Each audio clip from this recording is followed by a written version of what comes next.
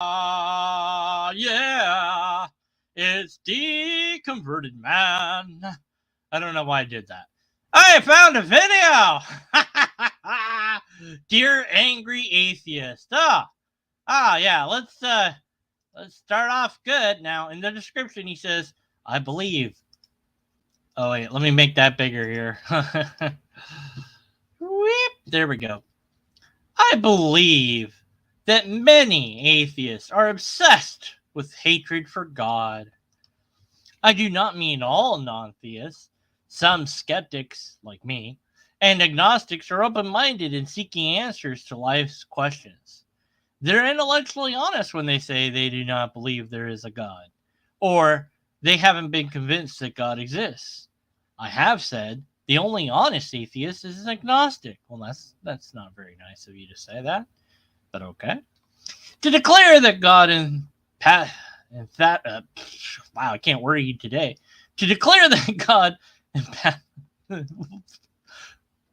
never mind, I don't want to read that word anymore. Does not exist as a logical contradiction. The only way anyone could truthfully say there's no omniscient being in existence would require omniscience.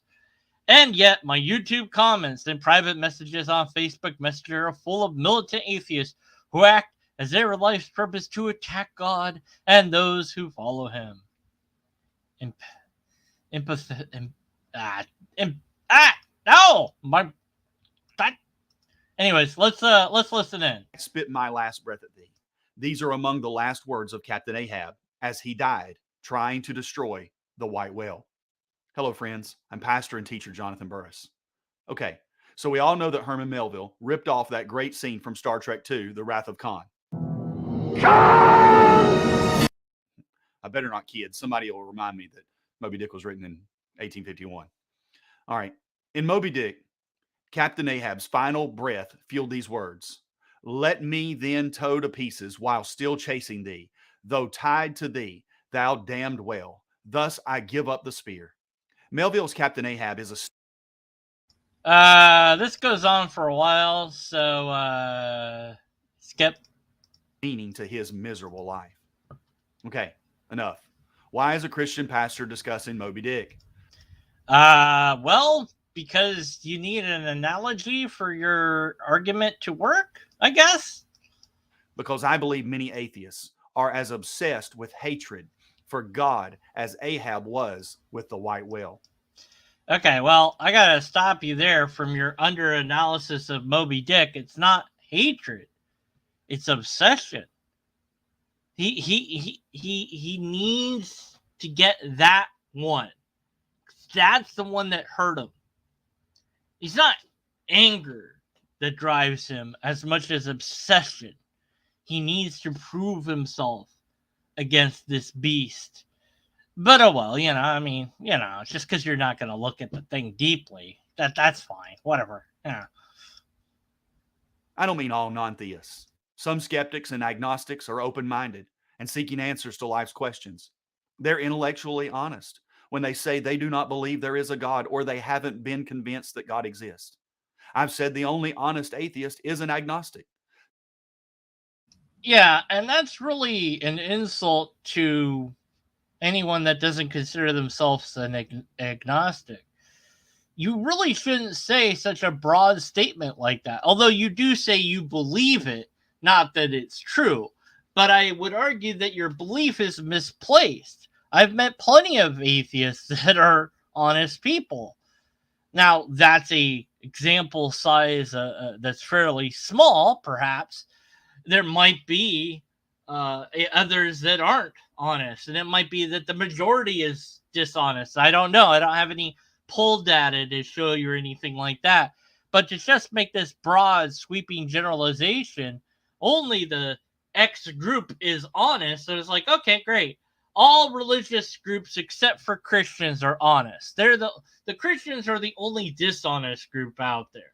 Now that wouldn't make you feel very good, would it? So, I'm just saying, I could say, hey, all the only theist that's honest is not a Christian, right? Or not a Catholic, or not a Protestant. It wouldn't put you in a very good position in relation to me if I was to say that. So perhaps you might want to modify your belief accordingly and not say that you believe that, and say, look, some are, this is how, I don't, maybe you need to change that idea in your head is what I'm trying to get to. Okay, anyways. To declare that God emphatically does not exist is a logical contradiction. The only way anyone could truthfully say that there is no omniscient being in existence would require omniscience. Okay, there's no omniscient being. There you go. I said it, but it did. I said it, yet I don't have omniscience, or do I? Well, let me just claim I do. Okay, I have omniscience. Now, do you accept that I have omniscience because I claimed it? Do you hold in doubt that I indeed have omniscience?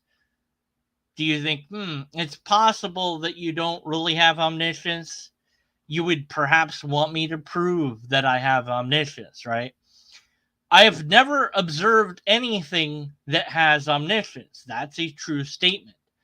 And I do not know how anything could know everything. But is there no such thing that knows everything? I don't know. I don't know how you could know everything. But that doesn't mean it's impossible. But the sort of brain that it would take to contain all that information would be extraordinarily complicated. You're talking vast computational resources. Something, I don't know if an organic mind could do it. Non-organic, perhaps, but I don't know. It seems very implausible. But still, I could say that without any logical contradiction. I personally wouldn't, because I don't know. But yeah, if you're saying there is an omniscient being, I'm saying, how do you know that? Or do you have any demonstrable demonstration that that's a thing? How do you know that that is a thing? Simply not being able to say that there isn't one doesn't matter here. The burden of proof is not upon me. It is upon the claimant, you, to show that such a thing is. But you're going after the idea that atheist says there's no God. Well, which God are they referring to? I don't know. Do you? Have you asked? Anyways, let's get on with the video, shall we? And yet, my YouTube comments and my private messages on Facebook Messenger are full of militant atheists who act as if their life's purpose is to attack God and those that follow him. Well, I don't know, because you didn't show any examples. It could be that that's the case. Have you tried, I don't know, asking them why they are saying what they're saying? Just an idea. Like, why are is it an actual attack against you, or is it an attack against your ideas?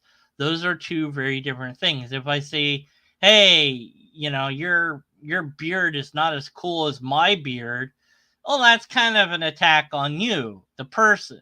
It's not an attack against your ideas. Like before, I said, look, your belief that you state only the agnostic is the only honest one among the atheists. That seems to me to be an insult, an attack against me, because I call myself a skeptic. But you did say that, well, some skeptics are honest and seeking, to figure out life or whatever. So what camp am I in? I'm not sure what camp you put me in, but you're still putting people into camps here by saying you only believe certain groups of people. You only find them as being intellectually honest. And that's an attack against the person rather than the arguments or the ideas of the person. So could it be that these people are attacking your ideas and not you personally? It might feel like a personal attack because you value these ideas, you value the beliefs, but it is not, in fact, personal. It might be that way. But the militant, angry atheists who troll my DMs and YouTube comments that get held for review by YouTube don't seem to have a problem with every god or every religion. The angry atheist doesn't seem to have a problem with the pantheist who believes that God is everything and everything's God. Okay, so that's making a huge assumption. You do not know that for a fact. Unless you are looking at that. Now, with Facebook, you could do it. With YouTube, you couldn't. So you could go to and even on Facebook, you couldn't really necessarily do it. But you could click on the username and see what other messages they've posted and see if they frequent other things and also attack those other gods. So you're really not upset that they're attacking other gods. It's just they're attacking your God. That's the problem. You have a problem with my God. You don't seem to have a problem with any other God. Leave me alone. Stop attacking my God. Go put those other people. Well, how do you know they're not attacking the other gods? You don't know that. But also, it is the case that many that are outspoken happen to be from a culture, location where Christianity is dominant. There are some atheists that are primarily focused on Muslims. There are some that are primarily focused on Mormonism. I don't know of one focused on Hinduism, but there might be one that's out there. But unless you know about that religion, unless you're familiar with its teachings, unless maybe you can speak the language in many cases, you're not going to be able to go after arguments about those deities. I've seen every now and again Hindu videos, but they're in Hindu. I don't know what they're saying. I can make a commentary. The only time I've seen videos I can actually say anything about is when they feed a statue milk and they say, oh, look, it's magical. The milk is disappearing. I'm like, no, the milk's going down the side of the statue. You can see it. Or sometimes the statue has a little tiny hole in its mouth and that's where the milk is going. It's like, no, it's fake. I mean, come on. But there's really not that much for me to respond to, with the Muslim, a lot of times those videos aren't in English, but I'll go after them if I happen to see them and they are in English. So primarily this is an issue of going after what's available, what's known, and that happens to be Christianity. You guys are just kind of all over the place on YouTube and or Facebook.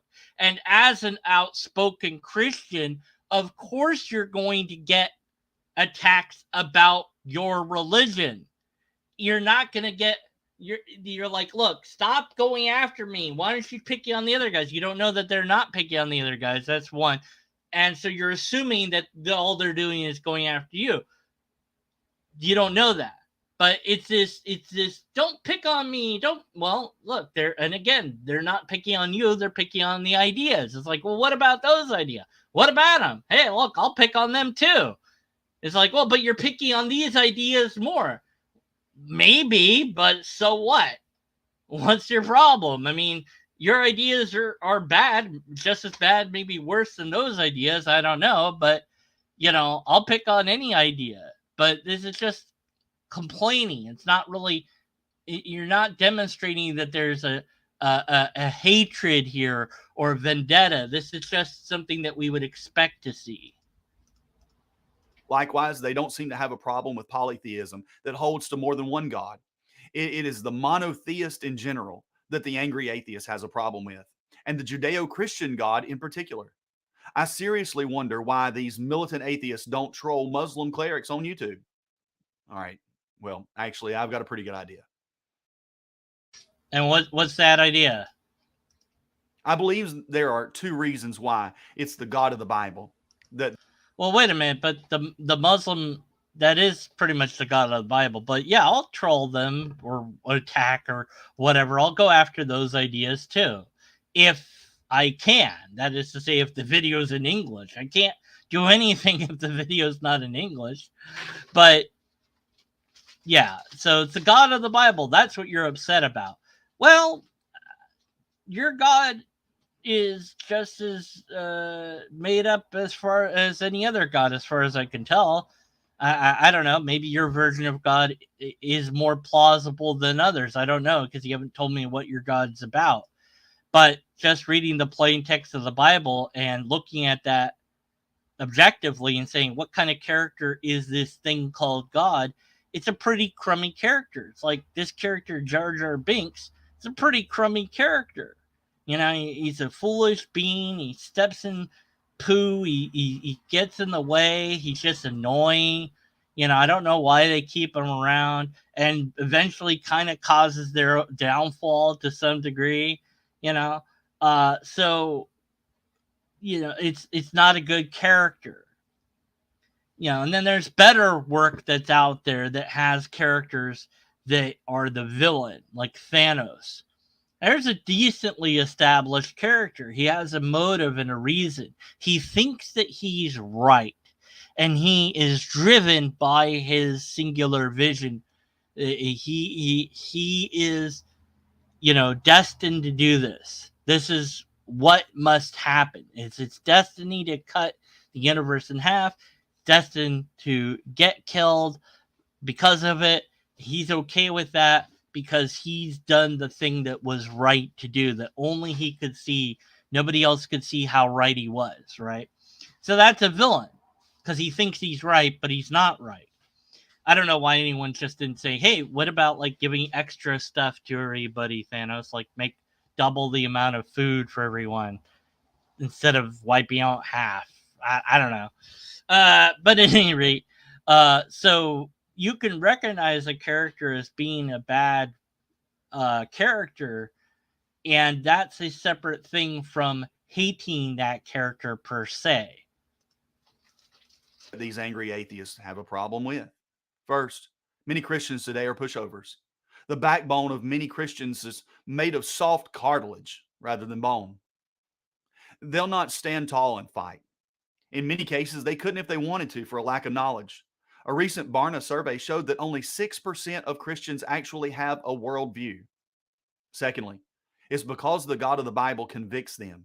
And Well, yeah, there have been polls that show that by and large atheists tend to know more about the Bible than Christians, and I find that something sad. That's a problem you guys need to fix. That's your community, so broadly speaking. You need to figure out a way to fix that. And when you say biblical worldview, what does that mean? Because different people view the Bible in different ways. There's another problem you have to fix. So you guys can't seem to agree on if you should. Do you have to be baptized? Do you have to be baptized in a certain way? Do you have to speak in the tongues or not? Is it okay to play stringed instruments or not? Is it okay to have a female pastor or not? What about a separate service for the men and women? Should the children have their own service? There's so many things that Christians don't agree on, right? That's why there's so many denominations out there. They all have their own separate little beliefs. So you guys haven't figured out a way to unify that. You haven't undertaken the process of making Christianity more coherent, like example would be scientific discipline, where in science you don't have a divergence, broadly speaking, of ideas. You have a convergence, that people come together on an agreement on this is how to view things because this explanation of explains things the best. And there's a few outliers, but for the most part the scientists tend to agree on the idea once it's shown to be viable and it's been robustly tested, etc. There's no way that exists yet for that to happen in the biblical sense, that there's no way, quote unquote, to view the Bible that could be done in a methodological manner where you'd say, okay, Christians, this is how it's done, and everybody would come together and agree upon that, because The problem is the meta narrative there is lacking. They're all going to say, no, your way of viewing the Bible is wrong from the get-go. This is the right way to view the Bible. No, you're viewing it wrong because of this. No, and so on and so forth. So until someone or a group of someone develops a robust system that is coherent, that people will agree is objective to use, you'll have your differences among Christians. And you'll have the lazy Christian who doesn't know who wrote the Bible, what part, when, where was it found, what region, in what place in the world. It was the oldest manuscript found, like the Dead Sea Scrolls. Where were they found?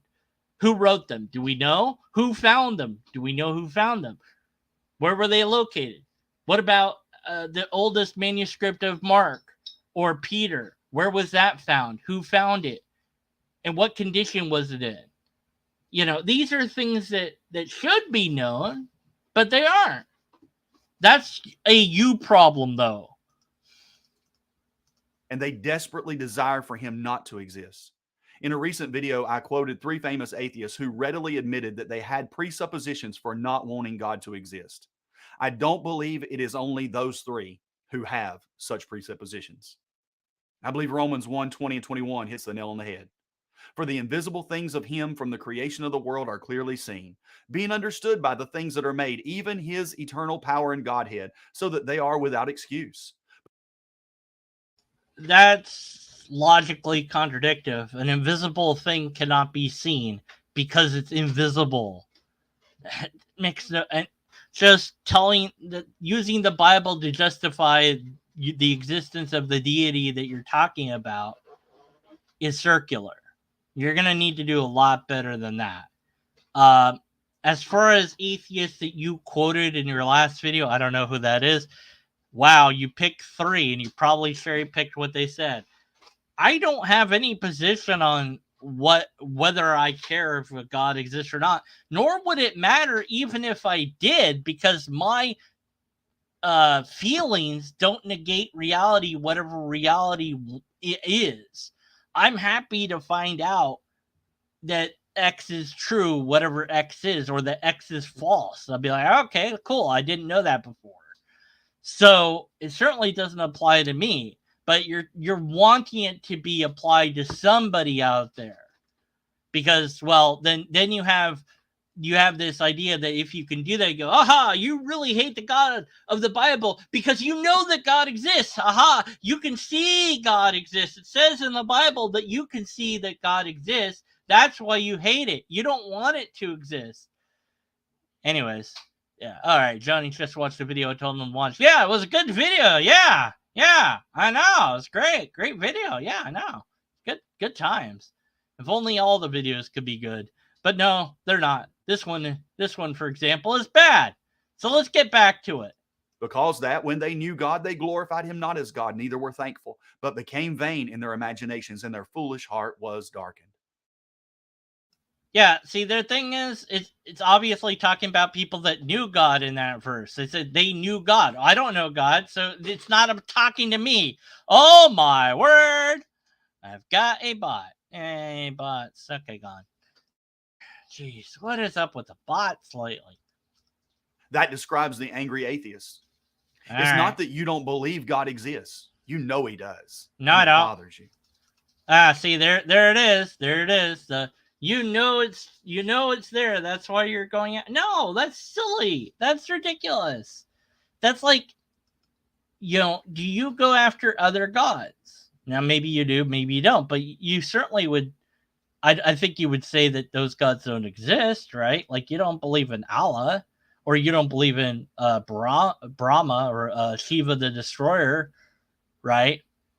So, well, do you hate those gods? Do you know that they don't exist? No. This is a non-argument. And all you're going to do is make the atheist go, well, I know you're not talking about me now because I don't know that there's a God. I know that internally. You can't tell me something that I know is not true to be true. because that's mind reading. Um, you can't say, hey, look, I know that you know that I actually am omniscient. You just want to suppress that knowledge. You don't want to agree with me. I can't say that because it's not true. It is essentially, it is attempt at what they call it, gaslighting is the phrase, I believe, where you attempt to make somebody believe something that isn't true. It's like, oh, remember when you told me you owed me $20? I never said that. Oh, yes, you did. It's like, well, no, it's not true. By the way, this guy owes me $20. These angry atheists attack God as immoral and cruel. If they can somehow convince themselves that God is immoral, it gives them hope. Well, depending on Yahweh can be viewed as immoral and cruel, and that doesn't give me hope if that happens to be the actual God. That just sucks. Now, I could be wrong about how I view that particular version of that particular God, but you'd have to demonstrably demonstrate that my understanding of God is somehow incorrect. And how will you do that when you don't have the meta way to do that? You don't have a methodology that can get Christians to agree on what God is or how to be saved. So how are you going to get me to think that you're right about how to view God when you can't even get the people that believe in God to agree on how to view God? So you have all your work cut out for you, and you could easily say all this to a believer. You could say, well, you just hate the way God really is. You don't like that God wants you to do this. And you know that that's true, and so you're in rebellion against God, and that would that really convince them? Because they could make the same argument against you, say, no, no, no, no, it's you that gets God wrong. It's you that doesn't want to obey God. It says in this passage, and you could, oh, this passage, and you'll never get to the bottom of it, right? So this is a non-working tactic to attempt to use. I'll tell you what the scariest thing in the Bible is. God is holy. God is good. Why is that scary? Because we are not. Well, it asserts those things, but it also contradicts those things. So, going with my analogy, if you will, of Thanos or Jar Jar Binks, you could be told in the story this is a good character, but the way the character acts and behaves displays to you that it's not a good character. Now, that's not the way those stories were written, but certainly you could write it that way. And that might be an interesting way to write a story. I could write a villain and say that this villain was good. But when you read it, it's like, well, but it's not good. So it would cause this disconnect. It's like, here's this thing that I say is good, but it's murdered all these people. It's like, well, that's not good. It's like, no, but it is good. Well, why?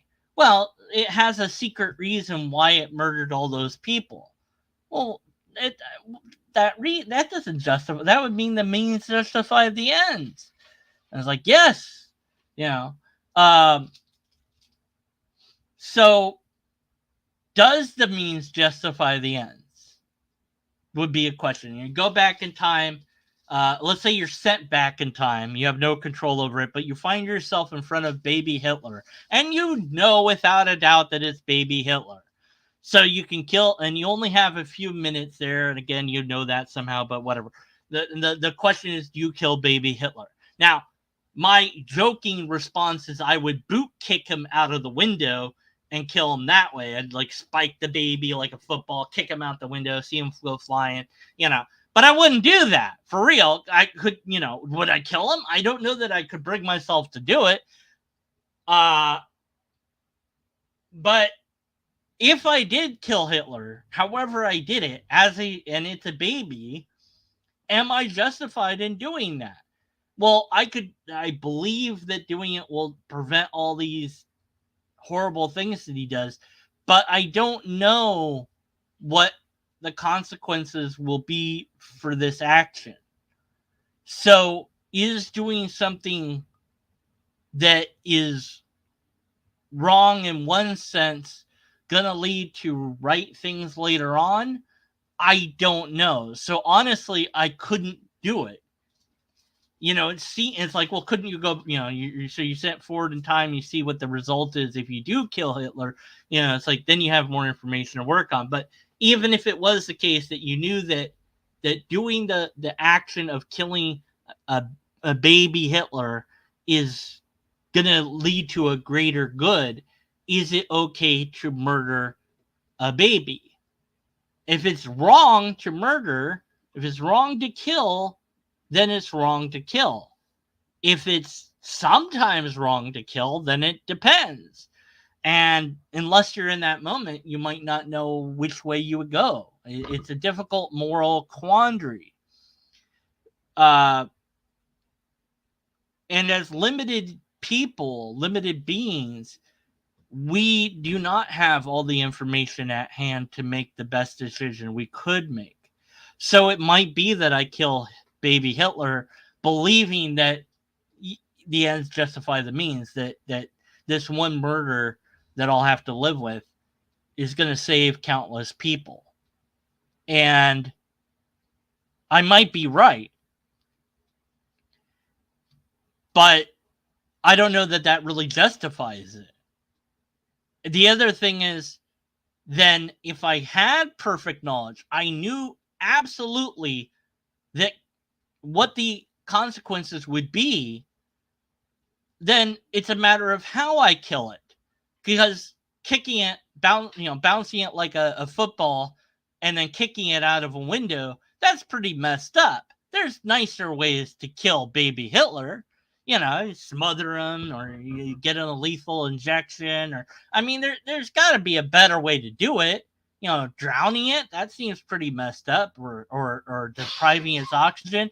There's bad ways to kill a human if you have to kill a human. So if I have a magical gun that can vaporize Hitler, then that's better than a sledgehammer. I could still kill Hitler either way. I can kill him with a sledgehammer or vaporize him. Vaporize him is more humane.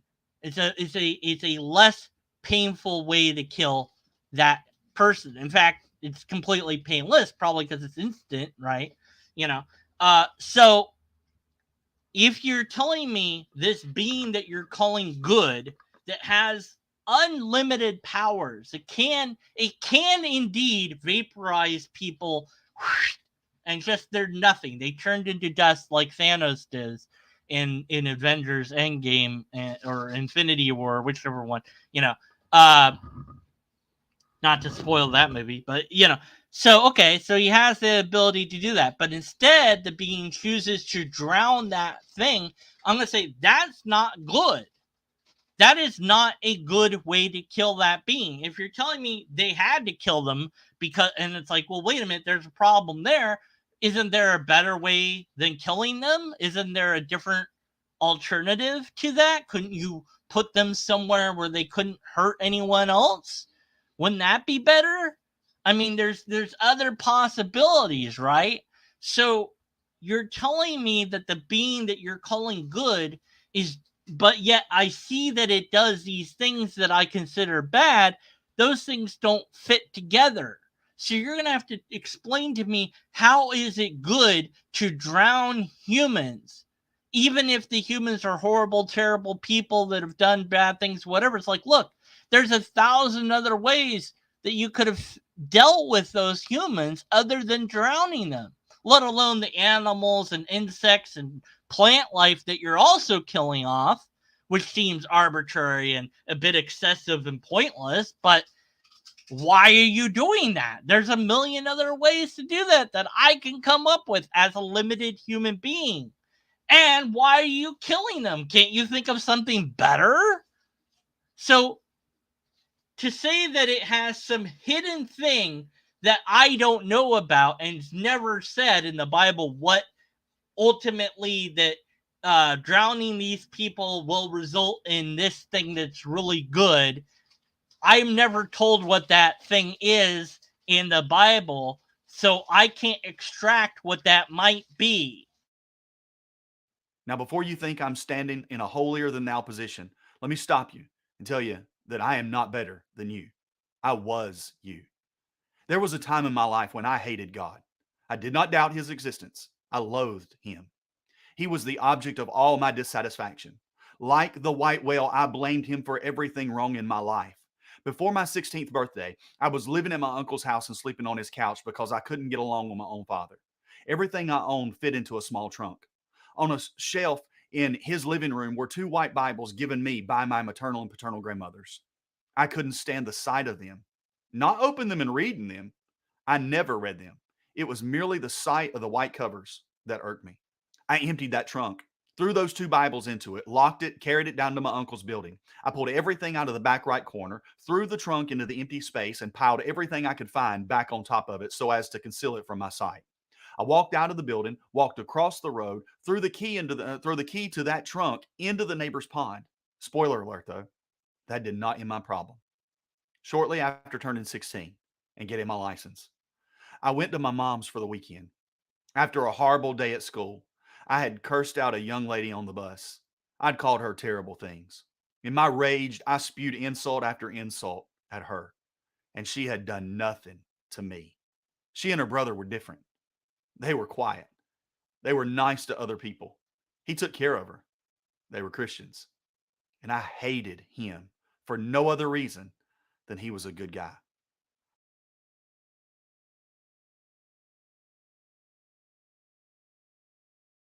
That's nice. Now, that whole story might be true, but I don't it doesn't apply to me. That's a you problem, not a me problem. Look, at some point there's something that we all rebel against or whatever, something that we dislike maybe for no reason. I mean, I can see that. Okay, there we react in all sorts of weird ways, whatever. Okay. So, look, you might have disliked this person because he was good or whatever thing. That's your story, okay? That's your life. That's your experience. Beautiful. It's not mine though, so it doesn't apply to me. It's just not compelling as an argument. It doesn't make me agree with anything. It's like, this is how bad I was until I did this, then I became good. So what? What if the opposite happened to be the case? So I could tell your story, but instead of the Bible, it's why I stopped being a Christian. It was that book. I couldn't stand that book, and I put it in a trunk, and I tossed the trunk in the river. And then I tossed the key into a blender, and then I blended it, and then I put the blender in a microwave, and I microwaved it. Then I tossed the microwave into a sinkhole and filled it with concrete, and then I got a physicist to toss that into the CERN to make a black hole so I could crush it into antimatter, and then they spit it into space where it got bombarded with the sun's rays, so it's really super mega dead. But that didn't end my problem. I still hated the idea that this one guy decided that he didn't want to be a Christian. And so, and then I hated this one guy because he was good and he happened to be an atheist, and I hated that. So then I realized that the problem was I just hate that there's no God. So I stopped believing in God and I sided with them because I was wrong the whole time. No, it's not going to work. It's just, no, who cares? It's just a story. Even if it's true, it doesn't matter to us. It's not evidence. We don't care in that sense. I mean, I care in the sense of it's an interesting story, perhaps. I might read your life story. I would care in that sense. But in regards to an argument that I find valid and logical, no, it doesn't fit that bill. Not even a little bit. I treated his sister like trash. hoping that he would bow up to me. If he would just clench his fist, I could drop him.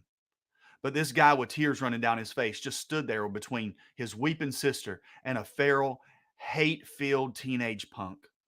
Finally, I stepped aside and let him pass. As the bus drove off, I sat in my seat and began to curse the bus driver and the other students, but that's okay. They were used to it. That evening, my mom tells me I'm going to church with them on Sunday. Nope, not me, I said. I soon realized it was not an option. I wasn't being asked. I decided if I've got to. So that's parental abuse. I don't want to go to church. Oh, you're going to church anyway. So that's abuse right there. It's a good thing it wasn't one of those atheist churches I keep hearing about, though. This would have been a whole different video then. To go, I'll drive separate and leave as quickly as I could. Before I pulled onto the road that the church was on, I turned my radio all the way up as loud as it would go so everybody could hear the explicit lyrics of the music I was listening to. Yeah, it doesn't, whatever, get to the point. None of this applies to me. It's your story, whatever. It doesn't matter, whatever, get to the point. Make an argument. I backed into the parking lot so I could make my getaway really fast. Okay. I pushed my family service so I could escape it. My first him in my head. I thought somebody get this old skinny dude a sandwich. Was going to spit and holler for a while. And when he gets tired, he'll tell us to stand up and bow our heads and close. All of the things I had ever done and boasted of, I began to be ashamed of. Yeah, okay. All right, whatever. It doesn't matter. Your story of conversion, it does not matter. Like I said already, okay? Imagine if a Mormon came up to you and gave you their story of how they came to the Mormon God. Would you really, what would you say? It's like, who cares? It's not evidence. It's not empirical. It's not provable. It's nothing. It's just a story. It's like, maybe it's true. Sure. I'm not going to disbelieve them. But at the end of the day, it's like, it's not about me. It has nothing to do with me. It's not going to convince me. So what you need is logic, not a story. Particular, that Friday that I was telling you about earlier. As the service progressed, I began to hate what I had loved just minutes before. Not only that, but the God that I hated, I began to love. He whom I had literally screamed and cursed to leave me alone, I now wanted to know. When the time came for me to make my getaway, my foot betrayed me. Instead of stepping towards the door to get out, I stepped towards the altar and he came in. That's nice. Yeah, it's very much the story that we've heard before.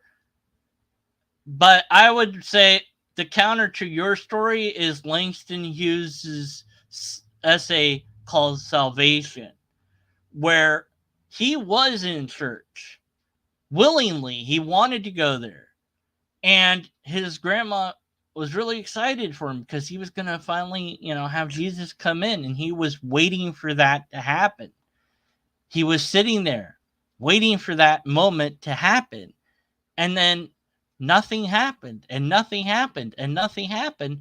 And he's starting to sweat. He's nervous because, like, all these people are singing and going about waiting for him and this other kid to come up and be saved.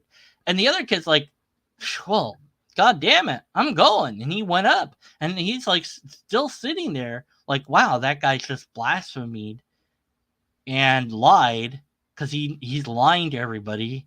He's just going up there to get it done with, because otherwise these people will keep going for goodness. Will they keep going forever? I don't know, but they'll just keep going until we come to God. What am I supposed to do? This peer pressure is upon me. So he realized that that kid didn't get struck by lightning.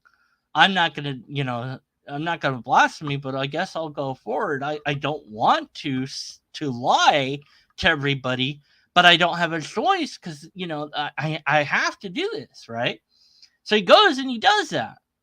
And then that night, he's crying, and his grandma thinks, he says, praise be, got the Holy Spirit and all that. But he's crying because Jesus never came for him.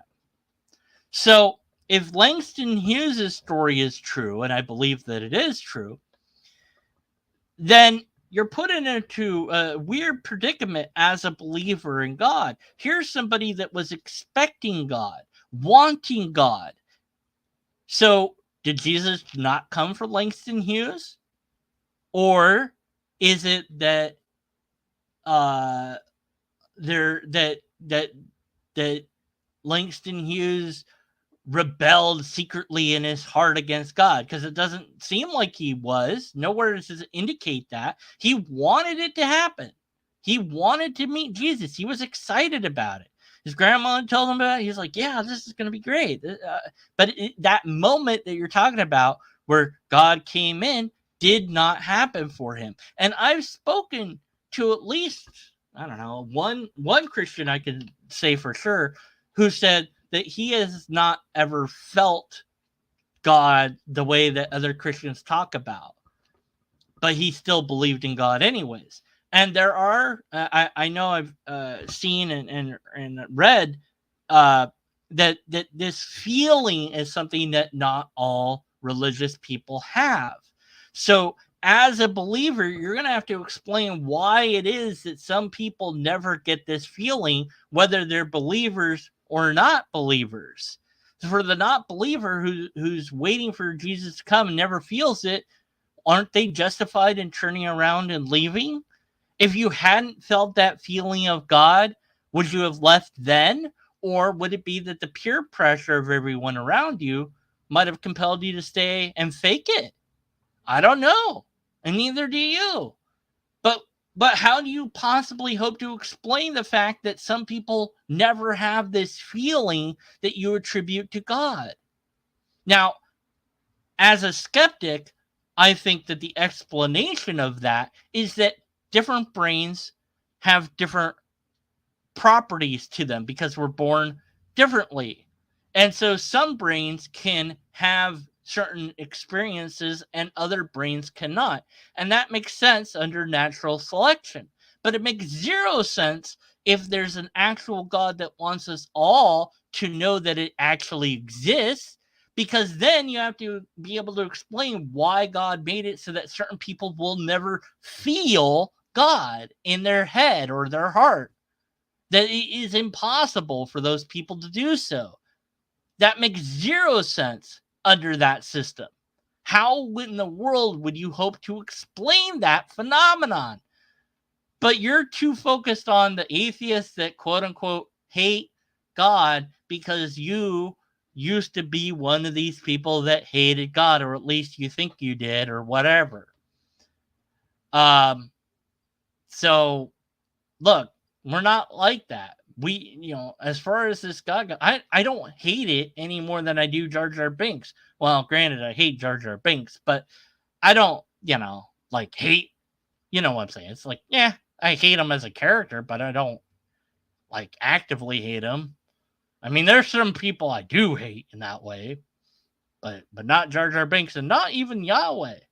Yahweh is just kind of a dundering goof.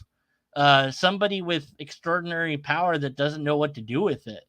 The character of Yahweh is just a joke to me. I don't feel anger. I just roll my eyes and go, okay, that's silly. Anyways, back to the video. I'm almost done. I repented of my sins and believed the gospel. Everything changed. I got in my car and drove back to where I was staying. I went straight to the building, uncovered that trunk, busted it open, and got the 2 Bibles. I opened them for the very first time. In both of them were love letters written to me by both of my grandmothers. Aww, that's sweet. Now, see, in my story where I kicked the trunk into the lake, and then what else did I do? Oh, I shredded up the key. So the trunk is still fine, but it's in the lake. So I guess in my story, I have to jump into the lake, get the trunk somehow out, and then find the love. Okay, anyway. So that's nice that your grandmas love you. That's a wonderful thing.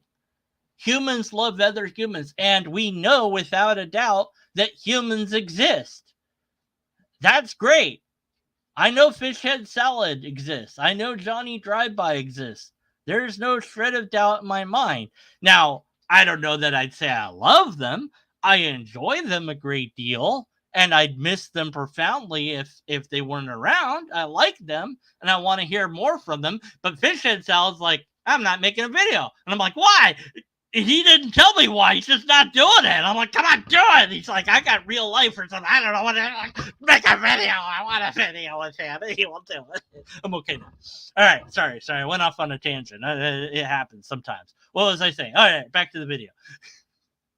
I spent years of my life feeling like unwanted and unloved trash. But right in front of me for all of those years was a book full of little notes written to me by someone who loved me. Yeah, your grandparents, your grandmothers. Now, the God, that part, that's a long jump to make from one to the other, but I can understand how affection could possibly transfer over from one to the other. I mean, that's understandable. After I went through the notes stuffed inside, I began to read the pages themselves. And I discovered the entire book is a love letter written to me. It tells me how evil I am, and it hit the nail on the head. And yet still, God loved me in spite of myself. See, that's all bass backwards. Um, you're not evil. You just made decisions that might not be good. Some decisions were bad. This whole, oh, look how evil you are, but I love you. No, that's not the way we treat our kids. Your grandparents will go, okay, look, we know that you hate us. We know that you're a little jerk, but we love you anyways. I mean, like, they don't need to say that whole part there. They don't need, I mean, come on. It's not the way that we treat each other. Anyway. Now, I'm not who I used to be. I'm not what I'd like to be. But Christ did a work in my heart. And he Yeah, and I'm not the person I used to be, and not Christ did a work in my heart. So deconverting for me helped me in many ways. But that doesn't prove that deconverting is a good idea, or that deconverting is true in the sense of that not believing in God is the right option for you, or whatever you want to look at that. Okay. Whatever you think happened to you because of the religion, because of the beliefs, is independent and irrelevant in considering the truth of the matter. It could be that becoming a skeptic or an atheist or agnostic or whatever would change your life dramatically and make you the best person imaginable. That would not prove that those things are true. Going from one thing to another doesn't prove anything about the thing. All it does is show that people can and do change. You can make that change through a secular process just as much as you can through a religious process. And if it was the case that all or a lot of people that became whatever religion turned into terrible people, that also would not negate the claims of that religion. It could still be true independent of how it turns out that people are modified by the system that they have subscribed to, because the truth is true. Reality is real, regardless of how we feel about it. So you're going to have to separate this notion of, I came from this bad place to this good place because X, that makes X true. No, X might be true. It might be false. It might be sort of true and sort of false. It might be, some other variant that I can't think of. but your feelings about it and my feelings about it are irrelevant. He took away the hatred that I had for God, for others, and for myself. Ahab cried out, "Thou damned well," as he died. But it wasn't the well who was damned. It was Ahab. To the angry atheist, I say to you, there's a reason why you focus your attention on the God of the Bible. It's because his holiness haunts you. No, as I explained earlier, the reason that atheists probably are going after the God of the Bible is cultural. By and large, the atheists that I've seen on YouTube, granted, this is a limited number of people. I'm not subscribed to every single atheist that's on YouTube, but by and large, they're mostly geared at Christians. But they will cover other religions when they come their way. They'll talk about Mormons, they'll talk about Muslims when they can. That's usually when and if the video is in English. But more than often than not, Hindu videos about Hinduism are not in English. Videos about Islam are not in English. There is a channel that's an atheist channel, but he's dedicated to the Muslim teaching because he was a Muslim, or was Islamic rather, however you want to put that. I always get those two confused, but whatever. And then there's one that's devoted to Mormonism. And, like I said, there might be a Hindu one out there that I don't know about. There might be one for every religion as far as I know. I don't have any idea. But the culture is broadly American in nature, or English speaking, or at least that's the ones that you're going to find because that's what you're tuned into. There could be foreign atheists out there that go after whatever the religion is there. But here, at least in the West, in America, where the atheists that I've seen on YouTube go, quote unquote, after the God of the Bible, it's not the God of the Bible per se, but it's the beliefs of the people that believe in that God that concern them in some way, shape, or form, concern us. And it's not even necessarily the beliefs, but in the end, it might be what the people vote for that concerns us. That because you believe God said X in the Bible, that you're going to vote in a certain way because of that. That concerns me because you're not doing your own thinking on the matter. The book, from my point of view, is outdated. It's not useful for the modern world that we live in. I mean, it doesn't talk about computers. It doesn't talk about microwaves. Those things aren't in there. Now, if it had predicted those things, that would make it much more compelling to think that it's plausibly true, but it didn't. So its applicability to the modern world that we live in today, I don't necessarily see. So on certain issues, people of faith might vote in certain ways that are based not upon their own reasoning, but based upon what they think that their book tells them to do. Now, granted, their reasoning might also be wrong, but certainly basing it on a book that's not applicable to modern life is going to make it definitely wrong. At least in my view. Now, I could be wrong. Maybe you personally don't vote that way. Maybe you vote based upon your own reasoning and leave your religion out of it. I don't know. But many of us are worried about such matters. We don't want, there are those that say that they want separation of church and state to end. That concerns me. It's like, look, guys, you don't even know what you're asking for. I don't think that these Christians that are wanting that, not that you're one of them, but they don't know what they are asking for because they think that it would be their version of Christianity that was in charge, and it wouldn't be. It'd be the version that they didn't want. State-run things wind up being really badly run. So you don't, look how crazy the government is already. You really want it in charge of religion? I don't think so, right? So it shouldn't matter if whoever is running for president says anything about God, one way or the other. And some people vote based on whether or not the person supports or doesn't support abortion. It's like, that's one issue. There might be others that they have that I completely agree with, but it's like, that's the one issue that's my issue. And it's like, well, can't there be some compromise there? No, because the Bible says blah. And it's like, well, if you were using your own reasoning, then you might find a way to compromise and say, I don't like that they're in favor of abortion, but I like everything else they have.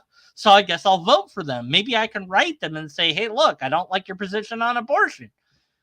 By and large, the zeitgeist against Christianity is because you're dealing with English-speaking people that are broadly from the West. And guess what the biggest religion is in the West? Christianity. So, of course, we're coming after that. But I'll go after anything.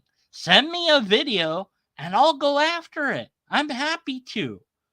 But the reasons that you outlined that I or other people are supposedly angry at your God are incoherent, unsupported, have zero backing in logic and reason, have no evidence in science or psychology for that matter. It overlooks every possible answer that could be to selectively pick the answer that you've chosen to believe in based upon your personal experience. And because of all those reasons, we should doubt your conclusion. What do you mean the video is not over? No, his video, but I don't want to cover I don't need to listen to the rest of his video. I just did a wonderful ending.